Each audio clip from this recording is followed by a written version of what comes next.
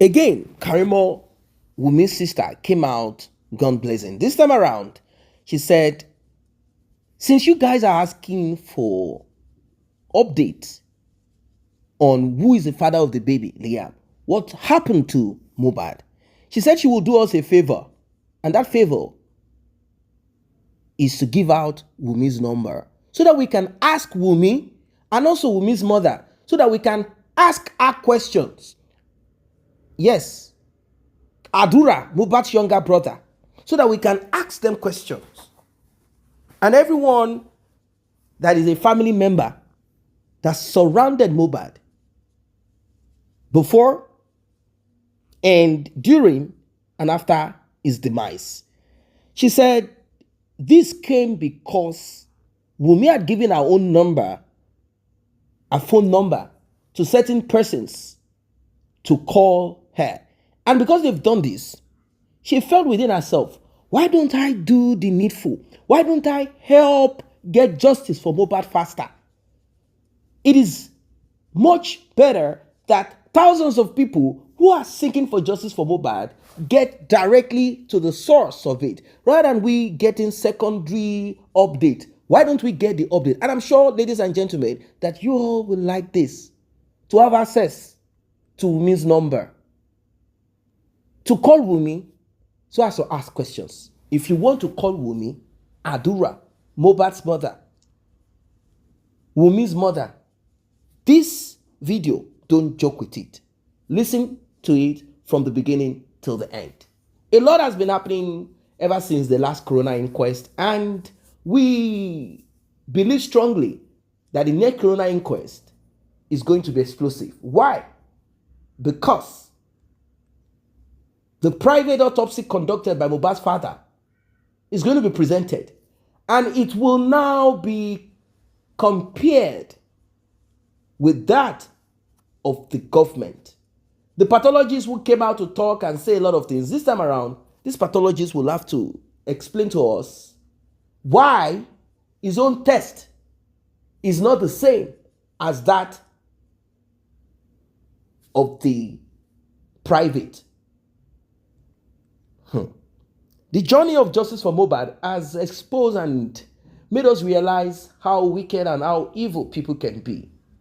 At first, we were all wondering, who is Wunmi connected to? Is Wunmi that powerful? We don't think Wunmi is this powerful. Who is she? Is it her mother? How many police officers can she be connected to?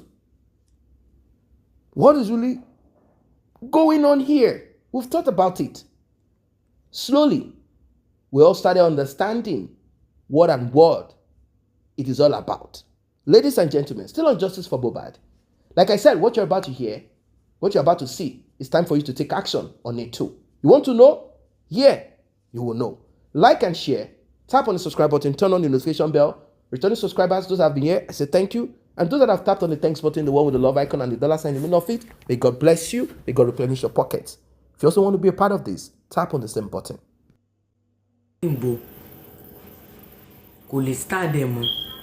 Ó wá gbé ó ní ibi tó ń wá ariwo pọ̀ mẹ́ ariwo yẹn ló máa pa ẹ́ ibo ló ti rí nọ́mbà mi ó ní top fan òun èmi lòun lórí Facebook lórí social media jàre ibo ló ti wá rí nọ́mbà ó lè ní mo fóun nọ́mbà mi mo lè ní ìwọ tí mi mọ̀ rí mo kàn déédé fún ẹ nọ́mbà mi ó yá jọ̀ọ́ mi screenshot conversation tàjọ ní kó send ẹ̀ sí mi mo fẹ́ rí orúkọ mi ńbẹ̀ nǹkan tá a jọ sọ tí mo fi release number mi fún ẹ bí o ṣe sọ̀rọ̀ mọ́ láti gba ẹnìyàn látọ̀sán yẹn bí o ṣe sọ̀rọ̀ mọ́ nìyẹn àwọn tó kù wọ́n á pè tí n bá gbé wọ́n á kọ̀ tẹ̀ tèmi náà bá pè wọ́n padà wọ́n á kọ̀ tẹ̀. You don't want to mess with me. You don't want to do what? You don't want to mess with me. Màá sọ fún ẹ pé wàá ra sim card wà táyà. Ṣé o mọ̀ pé Nàìjíríà ló ti wá di pé èèyàn kan bóyá èèyàn kan fún síìmù kan ni bóyá èèyàn kan fún síìmù kan ni wọ́n ní you can't just open a SIM card anyhow in Nigeria àbí mo parọ́ 4 SIMs nígbà tó bá exhaust 4 sims wàá lọ forúkọ Liam náà ṣí sim. Nígbà tí wò bá lè ṣí sim mọ́ wàá lọ gba NIN fún Liam, wàá lọ fi ṣí sim 4 mi kí wàá ti Liam tó lo 8 tán. Ayé abalẹ̀ bóyá àdúrà ló dẹ̀ máa ní kó lọ bẹ́ẹ̀ fi orúkọ tiẹ̀ náà gba sim, torí màá gbé nọ́mbà yàrá ìyá ẹ̀ màá gbélẹ̀ kí n tó wá ṣe mò ń ṣàlọ síwájú jàǹsìn kí n tó ṣe ṣẹlẹ̀ ya wèrè ni ẹ̀yin ò ní wọ́n kún èmi gan ò ní gbà láàbọ̀ fún yín, ẹ̀ ní wọ́n kún mi ní gbà láàbọ̀.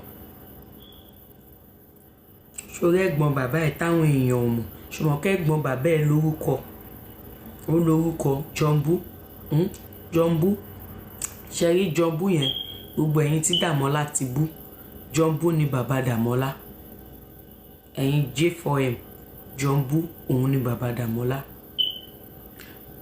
tọ́n bá stop máa bá yín gbé nọ́mbà bàbá Dàmọ́lá síta, gbogbo ẹ̀yin tẹ́ nídìí nọ́mbà bàbá Dàmọ́lá àti nọ́mbà ìyá Dàmọ́lá. ṣé ò ń gbọ́ mi? tó bá ń wo láìvù yìí lálẹ́ nọ́mbà jọ̀ǹbú àti nọ́mbà ìyá Bánjí máa gbé síta, nọ́mbà bàbá Dàmọ́lá àti ìyá Dàmọ́lá máa gbé síta. wàá wá mọ̀ pé o ò ní wèrè Ọlọ́run ọba.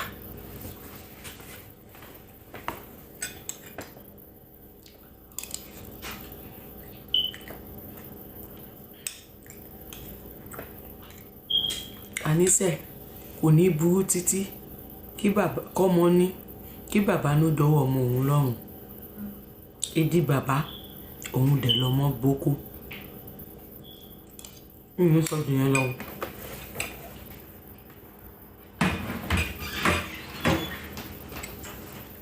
Jáde.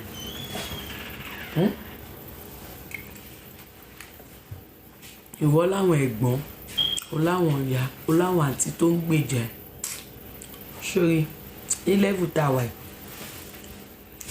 Màmá Túndé ìyẹn ló kéré jù, nọ́mbà ìyá Túndé ló kéré jù, àtọkọ ìyá Túndé tó parọ́ mọ́ mi pé mo fẹ́ yá owó Liam gbogbo ẹ̀ ni màá bá yín dà síta, gbogbo ẹ̀ ni màá dà síta.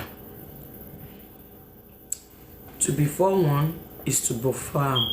To be forewarned is to be forearmed. To be forewarned is to be forearmed. Torí tí n bá ti bẹ̀rẹ̀ sí ní da nọ́mbà yẹn síta no stopping ni non-stop ni, kó má wàá dà pé Karimo burú ó fẹ́ pa burú ẹ ní ó fẹ́ ṣe àwọn olórí burúkú ẹ. You no need crowd na quality people exactly.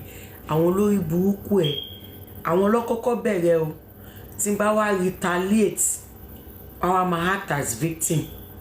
ẹ̀yin lẹ kọ́kọ́ bẹ̀rẹ̀ ń sìn yìí o, but tẹ́mi bá retaliate títọ̀dọ̀ mi bá wá brutal ẹ wá di victim, ẹ máa act as victim.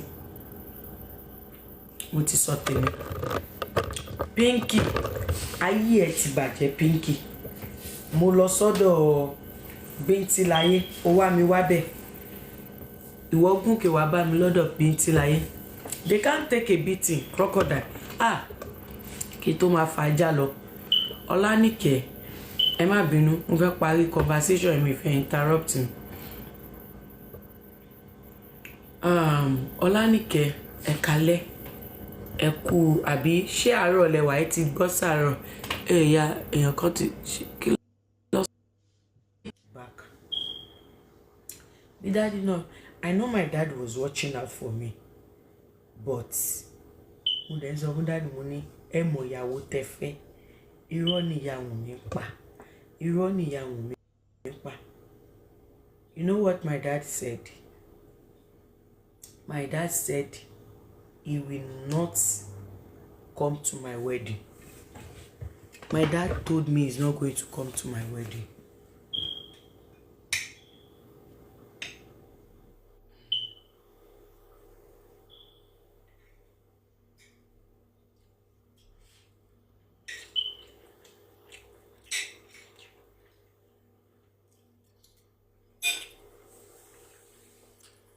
you with me? Ẹjọba mi tẹ yes tẹ bá mi to our wedding. Ẹ̀yin lẹ fún wa ní connect registry, Ìkòyí registry and all that. Daddy, mo bá yín sọ̀rọ̀. Mo sọ fún yín pé irọ́ ni mọ́mì ń pa. You can only drink fruit wine. Hey, yeah. It's late anyways. Unless I don't know where you are talking from, but take care of yourself, oh. Ẹ ṣe fàájì o. Wine yóò dẹ̀ bad o. Kò tẹ̀ tú wá òun rèé. Ó fine gan. Kò pààyàn tó Baileys. Ó dàbí Baileys torí ẹ̀ mo ṣe rà. Wọ́n ti tún lora wọn. Wọ́n ti mú ìyá láyà wọn pariwo lẹ́nìí. Ẹ wá ní kí n má mu cream. Ẹ jẹ́ n fàyè wọn mu cream. Oh, the same time la John no 10:09 làwa náà wà. Do you know what I did? Mo ní mọ́mì àbí dáàdì. Mo sọ fún yín pé bye ẹ gbọ́.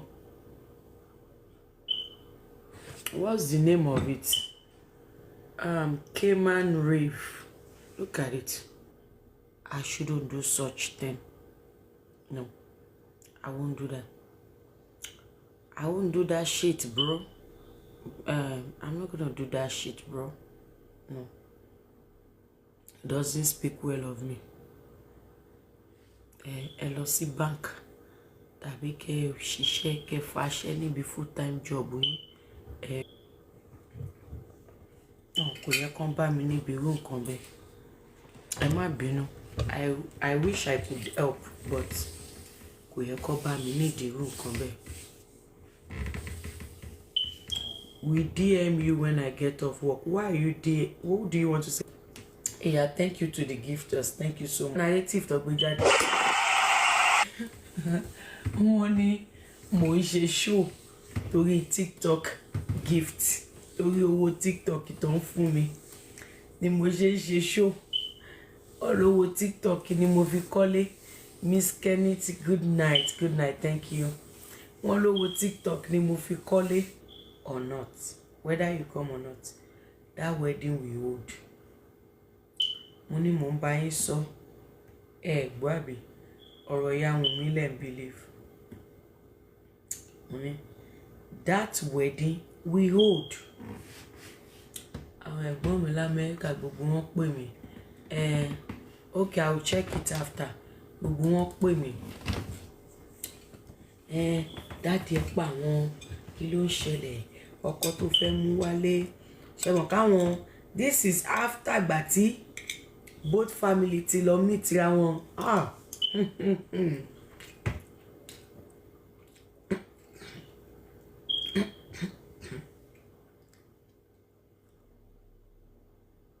Kò ń ṣe fọ́nbù o. Ẹrù tán lọ fi tọrọ mi. Wọ́n dì ìyá láyé ẹrù. Tẹ́ bá fẹ́ kú kẹ́ kú. Mo ti sọ tẹ́lẹ̀ omi ẹ ṣe jàre.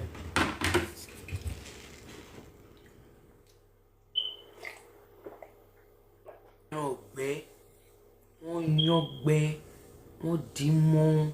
Wọ́n ra chocolate. Àwọn expensive chocolate yẹn. Ìyẹn gan ti tó lọ́tọ̀. Àwọn fruit wine yẹn lóríṣiríṣi. O lè délé bàbá mi kó má bá wine. O lè débẹ̀ kí ló ń wá bẹ̀ gan tí ò sí fruit gbogbo ẹ̀ láwọn ọ̀gẹ̀dẹ̀ párántà àbí kí lẹ máa pò tó tóbi. Ó ṣe ti yíbò yẹn o ti ilẹ̀ wa tó tóbi tó jẹ́ pé tẹ́ bá bu ẹyọ kan sẹ́nu. Mo miss ọ̀gẹ̀dẹ̀ náà. Èmi ò like àwọn ọ̀gẹ̀dẹ̀ Amẹ́ríkà ń bí báyìí. Ọ̀gẹ̀dẹ̀ Amẹ́ríkà tẹ́ bá rí àwọn ọmọ mi ní máa ń rà fún ọ̀gẹ̀dẹ̀ Nàìjíríà mo like mi. Your commission sọ pé tọ́mọ bá ṣe tó la ṣe ń dànù ẹ̀. Tọ́mọ bá ṣe tó la ṣe máa ń dànù ẹ̀. La ṣe ń dànù ẹ̀. Do you know the craziest thing? Ọlọ́run ọba. Ìyá Wunmi ló wá kẹ́rù tó pọ̀ jùlọ níjọ́ introduction. Ìyá Wunmi ló kó ẹrù tó pọ̀ jù níjọ́ introduction. Ìyá dáàdì wa ní kí ìyá Wunmi bọ́ síbẹ̀. wọ́n pín ẹrù. Ìyá Wunmi ló pín ẹrù. Ìgbà tí ìyá mi ní parọ́, ìgbà tí ìyá Wunmi pín tán, ìyá Wunmi pín tó pọ̀ fún dáàdì. Dáàdì ní no, eléyìí ti pọ̀ jù. Eléyìí ti pọ̀ jù, yá ẹ mú sọ́dọ̀ tiyín, ẹ mú sọ́dọ̀ tiyín, ẹ mú sọ́dọ̀ tiyín. Ìyá Wunmi àtàwọn àbúrò wọn tọ́jọ́ lọ, wọ́n ru ẹrù lọ lẹ́nu. Wunmi tó bá ń wo live yìí kò rí mi. Wunmi rí mi. Wunmi sọ pé sis, Wunmi role model ló máa ń pè mí. You know how many times you told me I'm your role model? You used to tell me I'm your role model. Ìjọ́ tí ọkọ mi fẹ́ bá ẹ sọ̀rọ̀ tó fẹ́ bá ẹ wí náà kó tó block ẹ. Ọkọ mi ní remember this your sister tí ò dá mọ́lẹ̀ ní òun ni role model tẹ́lẹ̀. Wunmi, you told me, you said kí ló dé táwọn ọlọ́pàá dé báyìí tán bọ́lẹ̀ tán já ẹrù lẹ́nu mọ́tò. Àwọn ní òun ní ṣé introduction lẹ lọ ṣe àbẹ́ tí lọ ṣe gbogbo ìyàwó pé kí ló dé tẹ kó ẹrù tó pọ̀ tó yìí wálé.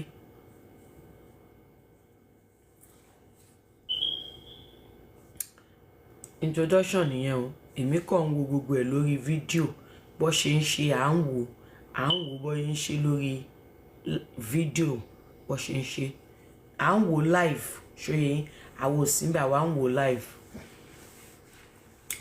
Bàbá tó ti ṣe yẹn, ìyá tó ti ṣe yẹn tó ṣe wá sọ pé ex-boyfriend mi tó wà ń bì kan bọ̀bọ́ yẹn ṣì wà live ń gbà yẹn pé ex-boyfriend mi yẹn ni kí n lọ fẹ́.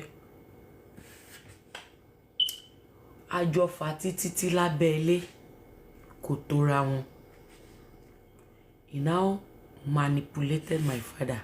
She now told my father pé 419 lọ́kọ mi tí n bá ti mọ́kọ yẹn wálé wá fún wọn kó má gbà lọ́wọ́ mi. You know what I told my dad? My dad told me he wasn't going to come to my registry. I told him, I said, you know what? If you come, fine. If you don't come, fine. But that wedding we hold that same day. There's a fáwọn ẹbí ọkọ mi. Mo ní ẹ ti mọ̀ mí o. Ọmọ àwa la bí ni mí o. Ṣé àwọn káwọn ẹbí ọkọ náà lé òkè ìgbà tí dáàdì ò dá sí àbí kíkọ. Ṣùgbọ́n pẹ̀lú ẹ̀ náà inú ìbẹ̀rù làwọn bàbá ọkọ àti ìyá ọkọ mi wà. You know what my stepmother now did? I'll give you your accolades too. I'll give it to you. I went through a lot while growing up. But that is not the story. She gets. Milk and sugar. You know what my stepmother did? My stepmother confronted my father and said, tí o bá ti lọ sí wedding Karimo, ìjọ yẹn ni máa kó ẹrù kúrò nílé ẹ̀. Wọ́n ti jọ wà papọ̀ kó tó bí mi o.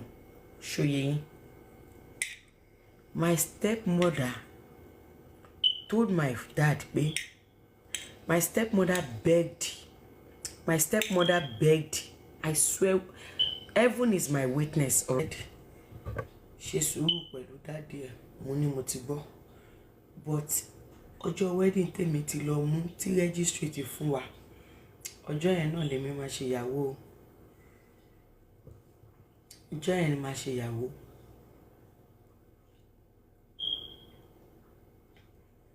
Wọ́n bẹ̀ mí, mo ní mo ti gbọ́, bọ̀ ọjọ́ tèmi máa ṣe ìyàwó ni mo ti dá yẹn. So èmi àtọkọ mi, ẹ̀yà ọkọ mi, you know, àwọn parents, wọ́n ṣàwò pé báwo ni kíní ṣe fẹ́ lọ, ṣe fẹ́ gbọ́. Bàtà máa dé Ìkòyí registry àti gbá dáàdì ń bẹ̀, àti gbá mọ́mì ń bẹ̀, àti gbá gbogbo wọn ń bẹ̀. Èmi àtọkọ mi kàn wojú ara báyìí pé at last I looked at my husband's face. He looked at me. And you know what we said to ourselves, Kato Debe? And at last, we are finally going to get married. inú wọn ò dùn. Wọ́n ṣe mi àtọkọ mi papọ̀. Best kan ni mo wọ̀. Máa fi picture ẹ̀ wọ̀nyí later. Ló gba ohun yẹn lọ́wọ́ mi o. Ìwọ ni mo fún o. Tó tún sọ fún mi pé tó bá ṣe irun yẹn báyìí, àwọn ọ̀rẹ́ máa ń béèrè pé bó lo ti ra wíìgì yẹn ni. Amẹ́ríkà mi dẹ̀ ni mo ti ra wíìgì yẹn ní $250. Ẹni pé Sherry, I don't know. You can't just change me. You can't. Honestly. Èmi láwọn ò ní wá sí wedding mi. Dáàdì mi láwọn ò ní wá sí wedding mi. Tí mo páyà wọn. Tí mo lọ ṣe nǹkan tí ìyàwó mi fẹ́. Ṣé wọn pé tí bá lọ ṣe nǹkan tí ìyàwó mi fẹ́, màá bímọ fọ́lọ́mọ 3. Ọlọ́run ṣàánú mi, Ọlọ́run ṣàánú mi, ìfẹ́ yọ ó bá mi tẹ sáfẹ́fẹ́ rere o, bá mi mú yẹ̀pẹ̀ burúkú kúrò láwùjọ ẹ̀ o. The guy was late last year. Ìyẹn ni tí ìyàwó mi fẹ́ kí n fẹ́. He was late last year. Kó tó kú, màá fẹ́ lọ́kọ. Kó tó kú, á fẹ́ mi lọ́kọ. Èmi àti ìyàwó ilé ẹ̀ àjọ jìjà orogún sórogún.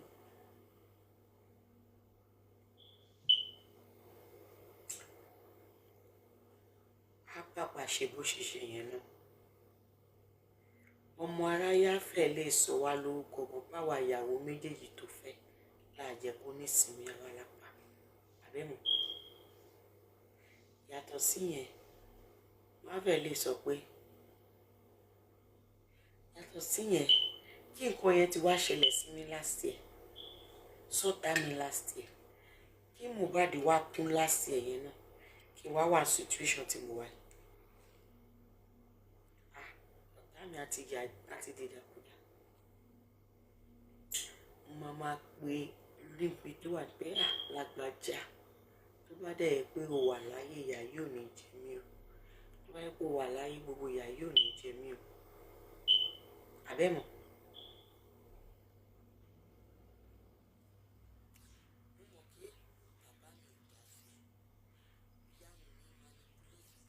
Ìfẹ́ ló wu bòmí lójú.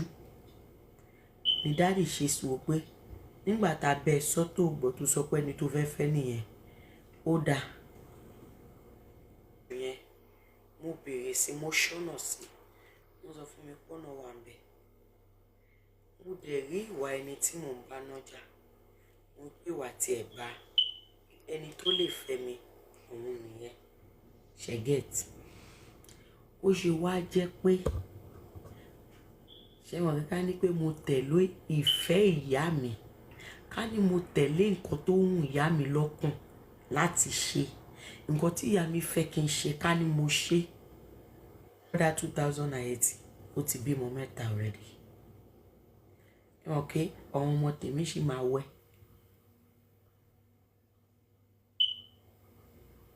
I'm not muted lójoojúmọ́. A máa jà lójoojúmọ́, ìjà ni. Tó bá dẹ̀ wá sú ọkọ àbí tó sáwọn ẹbí ọkọ, wọ́n á lé wa dànù. Ló máa bá mi sáré ilé ológun àbí tó máa bá mi sáré ilé pásítọ̀.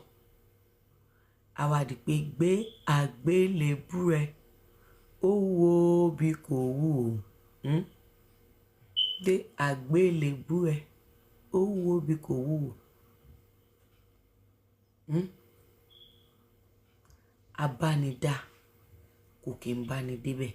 Sometimes our parents are not always right, especially our mother, and they can be so manipulative. Wọ́n wà so manipulating. Ẹ̀yin ọkùnrin lẹ́dẹ̀ máa ń fall victim àwọn ìyá wa. Ẹ̀yin ọkùnrin, ó wà easy fọkùnrin láti fall victim ìyá ẹ̀. Ju ọmọbìnrin lọ. Bẹ́ẹ̀ ọ̀rọ̀ pé ẹ̀yin tẹ́ bá jẹ́ ẹ̀gbọ́n ọkọ, àbúrò yín níyàwó àbí tẹ́gbọ́n yín níyàwó, ẹ ṣe jẹ́jẹ́, ẹ jọ̀ọ́, ẹ má ṣílé wọn. Ẹ mọ̀ nǹkan tí mo sọ tí ó fi débẹ̀. experience tèmi nǹkan tí ìyá Wunmi ṣe fẹ́mi àtọkọ mi ah ta ló lè gbarú ẹnu ẹ̀yàn ọkùnrin òde òní marriage mi ṣẹ̀ṣẹ̀ pé 6 years ni 18 19 20 21 22 20 àbí kí ni mo sọ 18 àjò yẹn ṣe rí ṣé mọ̀ ta ló lè gbarú ẹ̀ kẹ́ ẹ ti no 7 years 2018 7 years in marriage mi kẹ́ ẹ ti lọ tọrọ ọmọ kẹ́ ẹ ti kọ́ ti lọ kó gbogbo ẹ̀ ó bí orógbó àádùn ìrèké kẹ́ ẹ ti kó gbogbo ẹ̀ lọ kẹ́ ẹ ti kó gbogbo ẹ̀ lọ. My mother-in-law was my customer. She used to patronize us. She will come to my grandma's store to buy clothes. My grandma sells clothes. She will come there, she will buy clothes. Ọlá bí mo ṣe máa ń ṣọ́ra ajé tí máa ń ṣọ́yàyà tí mo mọṣẹ́ ṣe torí pé mo mọṣẹ́ ṣe òun ni ọkọ mi rí tí ọkọ mi ṣe sọ pé ọmọ mi ló máa fẹ́. Ìyá ọkọ mi rí mi ní ọ̀dọ̀ ìyá bàbá mi ló fẹ́ mi. Ìyá ọkọ tèmi ló kọ́kọ́ fẹ́ mi níyàwó kọ́kọ́ mi tó fẹ́ mi níyàwó. I told my mother-in-law oní màmá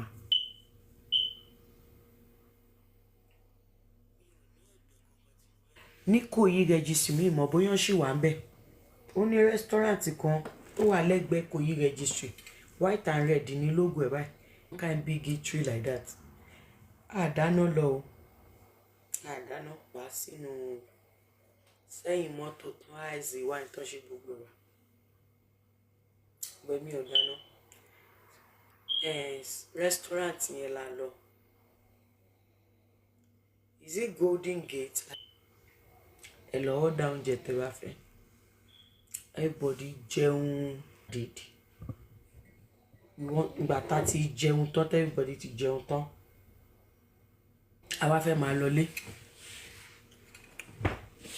Sèmi àtọkọ mi. A wá walk to the counter a fẹ́ lọ sanwó. Bí dáàdì ṣe ní kán wá pè wá nìyẹn. Pé èló ni wọ́n pe gbogbo owó oúnjẹ tá jẹ. A dẹ̀ sọ. Bá ṣe fẹ́ sanwó bá. Only be on my life. Ẹ jẹ́ kó wá. Ìkòyí ò pé méjì ní Nàìjíríà. US recognize Ìkòyí náà lórí burúkú. Wọ́n dẹ̀ fún wa káàdì wọn. Mo dẹ̀ lọ sanwó káàdì yẹn. Yeah, it's well recognized. Mo dẹ̀ lọ sanwó oúnjẹ. Ṣé mo àwọn gorí máa ṣí wọn náà kọ sílẹ̀. Tó lọ lóyìnbó tó ṣoríire tó wálé wá ṣèyàwó tó dẹ̀ ṣèyàwó yẹn tó mọ́kọ gidi wálé orí á ṣí bàbá yẹn náà. Ìgbéyàwó ọmọ Wunmi obìnrin kan ṣo tó kù tẹ́ nìyẹn ìgbéyàwó ẹ̀ ó máa ṣojú èmi àti mi ní jẹ́ kẹ́ frustrate òun àtọkọ ẹ̀ bẹ́ẹ̀ ṣe frustrate mi. Mi ní gbà kẹ́ frustrate ọkọ tí mọ́ mi bá mú wálé bẹ́ẹ̀ ṣe frustrate mi àtọkọ mi. Àwọn tó fà tó fi gbé gbogbo ọ̀rọ̀ Mohbad tó fi gbé gba ẹ̀yìn mi nìyẹn. Fẹ́ ìyàwó tábúrò mi bá fẹ́ Well, inú gbádùn mi. Karimo has said a lot of things, and the threats and all of that she's going to do, she's going to do. She said, if you don't stop giving out my number to strangers to call, to bully me, to bother me, I will release yours to the public. I'm going to give your number so that people can ask that question that they are expecting me to answer on your behalf. Now, she further went deeper into the journey of her own life. The reason why she goes this route is for every one of us to understand that the demise of Mohbad comes from two foundations. One, Mohbad's foundation, and much more her own foundation. That our mother, their own mother, Wunmi's mom, Karimo's mom, she's demonic, devil personified, that she's an evil woman, that she wanted to lead her astray, that our mother, she's like a child of darkness whose duty in life is to destroy everything. She said that she had gone through a lot of hardship in life.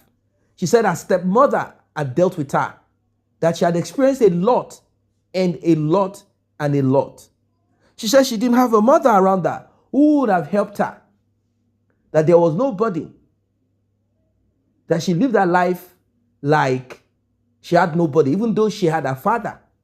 But things were never, ever the same. She said if her mom had stayed in that marriage, maybe, she would have had someone to defend her.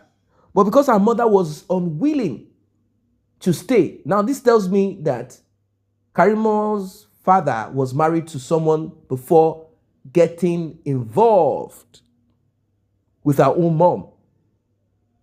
And her mom could not stay. She walked away and left, moved on with her life. Now, the same that her own mother was unwilling to do, this is what her own mom was advising her to do. Now, she said she used to have a boyfriend in the past, that this guy is into fraud. The guy has money. And she said she had left this guy. Maybe during the period of their breakup of relationship, back and forth or whatever it is in between. She said this guy has a wife with children. But her own mom insisted that she should marry that guy, that it is still the same guy that you must marry. Why? Is it love for the guy? No. She said her own mom is just greedy. That she's just outrightly greedy. That she wants a man that she knows, that she can manipulate to get money from. Simple as ABC, nothing more. That is all. That is what it is all about. That her mom is so terrible that she had even taken one of her own siblings. That is, she said she has this half brother, that her mom took to live with that guy, even though both of them are not in a relationship anymore. And that she had moved on with her life, moved to the US, married. Now, the part of the guy and Karimo, maybe the guy has sacrificed, spent some money in time past. I don't know about it. But the thing is this, there must be something that prompted Karimo to leave the other guy. She said when she met this new guy, that she already knew the mother of the guy, she noticed that her own mother was not happy about it. They started saying that this guy is a fraudster, the guy is this, the guy is that. A lot of things came out from their mouth. That there's something they didn't tell her, that they refused. But she had asked herself, if my own mother refused to stay in marriage with my father because my dad wants polygamy, my dad is already a polygamous man, and she could not stay in that marriage, why should she tell me to stay in a polygamous marriage? Why would I be? Why should I be? That she said, no, she's not going. And she said now that the guy is gone, that the guy is late. That if she had married that guy, by now, she will be a widow. And the conclusion will be you and your first wife, because obviously, both of them will be temperamental, always fighting, struggling, competition, unhealthy one, attacking each other physically, spiritually, attacking each other's children. And this guy will be gone. And both of them now will be fighting over the guy's, maybe some few properties that the guy has, maybe some couple of houses or whatever. Both of them will be struggling on it, attacking each other. And they will conclude that she and the other woman took the life of the guy. She said she had taken time to find out spiritually. And she got to realize that herself and this guy that she's married to, they are now 6 years together, married. That both of them, their life is in line. Their life is in the proper right direction. She said, the reason she's telling us this is for us to understand the influence of her mom, that her mom had tried to influence her father, did a lot of things just to make sure that her life is not settled. That what will make a man that has a woman already with children want another woman, if not for polygamy? And what will become of it? What will become the outcome of it? And that the other lady, the children of this lady, that's the first wife of her former boyfriend, they are kind of a bit grown. That if she is to agree to her mom, her own kids will be probably 5 to 6 years, young children. And the guy is no longer alive. That she will now become a woman with maybe 2 or 3 children, without a father for them, running around. She said that her mom is a bad influence. That what she does is she inserts herself into her children's marriage for destruction. That her mom is behind Wunmi and the final destruction that happened to Mohbad. That this is what she has been trying to explain to us, but people are thinking that she's just trying to demonize her mother, rubbish her mom, and some are so wicked and bad. Maybe they are like her mother. They will say, hey, is it from you? Are you the one that is supposed to say this? This is what we are talking about. Our society, we need to do better. We need to do better. Like, seriously, we need to do better. Not like this. We have embraced certain culture practices that are not acceptable. Practices that are bad. Let us call a spade, and not a cooking tool. Let us say the truth when the truth needs to be said. Everyone is seeking for justice for Mohbad. But have we taken time to study? Have we taken time to observe? Have we taken time to consider? Have we taken time to connect the dots together? To know what and what could have happened before the eventual demise of Mohbad. She said her family is a diabolic one, that her mom is a terrible person, and she's a huge, big manipulator. That her father, that our own father even fell for the lies of her mom. That she already told her father, look, this your former wife, she's a grand manipulator. And you know already, this woman is just trying to put me into big problem and mess. Don't accept, don't allow. But eventually she said, well, she succeeded. Last, she succeeded. She said she succeeded in getting married. She did what she needed to do, and she moved on with her life. This speaks volume. Let us be sincere. It says a lot about the kind of family that Mohbad got involved. It is important that you take time to study family, one, and the individual that you are connected to. At times, you might have a woman or a man that is different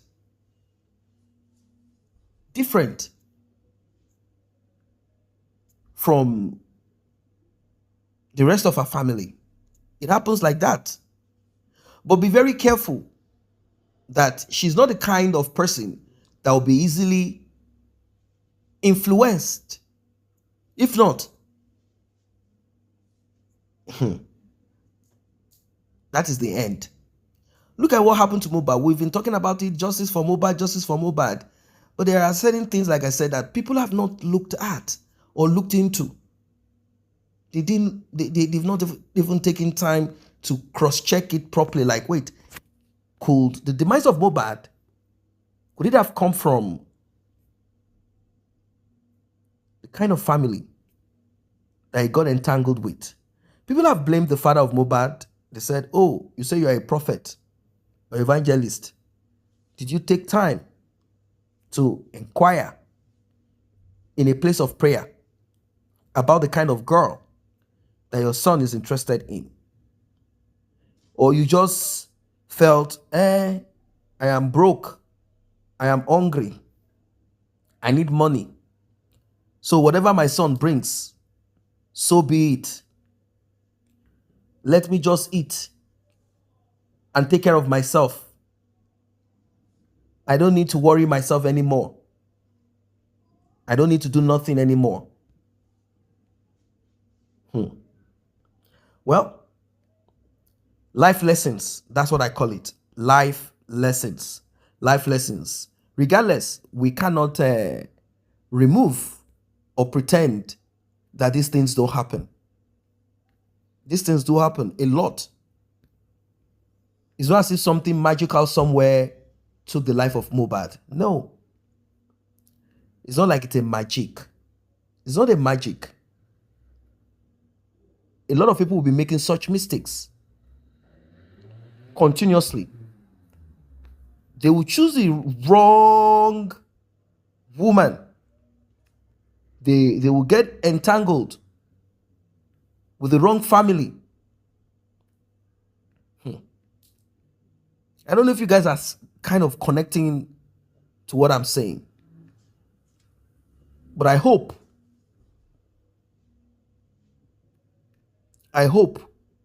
that, and I wish and I pray that none of us will fall into such a trap. And if you're already in it, may you find a way out of it. That's my wish and prayer.